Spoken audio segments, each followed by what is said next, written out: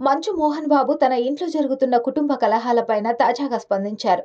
ఏ ఇంట్లో అయినా గొడవలు సహజంగా జరుగుతాయని, అయితే ఆ ఇంటి గొడవలను అంతర్గతంగా పరిష్కరించుకుంటారని ప్రముఖ సినీ నటుడు మోహన్ బాబు తెలిపారు. తన ఇంట్లో కూడా అటువంటి విభేదాలు వచ్చాయని పేర్కొన్న ఆయన వాటిని పరిష్కరించుకుంటామని వెల్లడించారు.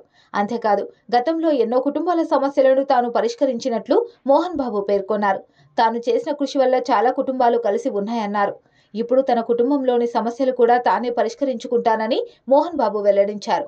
ఇదిలా ఉంటే సన్నిహితుల సమక్షంలో జల్పల్లిలోని మోహన్ బాబు నివాసంలో మోహన్ బాబు, విష్ణు మనోజ్ మధ్య చర్చలు జరుగుతున్నాయి.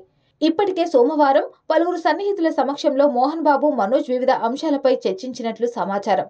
ఇక నేడు దుబాయ్ నుంచి విష్ణు కూడా తిరిగి రావడంతో పాటు ముంబై నుంచి మంచు లక్ష్మి కూడా రావడంతో నేడు మరోమారు వీరి కుటుంబ చర్చలు జరుగుతున్నాయి. అయితే మంచు మోహన్ బాబు కుటుంబంలో జరుగుతున్న ఆస్తుల వివాదం తీవ్ర చర్చనీయాంశం కావడంతో పాటు ఒకరిపై ఒకరు పరస్పరం ఆరోపణలు చేసుకుంటూ లేఖలు విడుదల చేయడం, పోలీస్ స్టేషన్లో ఫిర్యాదు చేయడం వంటి పరిణామాలకు కారణమైందే. తనకు తన భార్యకు ప్రాణహాని ఉందని మంచు మనోజ్ పహడి షరీఫ్ పోలీస్ స్టేషన్లో ఫిర్యాదు చేశాడు. మనోజ్తో తనకు ప్రాణహాని ఉందని, తనను తన ఆస్తులను కాపాడాలని మోహన్ బాబు లేఖ ద్వారా రాచకొండ పోలీస్ కమిషనర్కు ఫిర్యాదు చేశారు.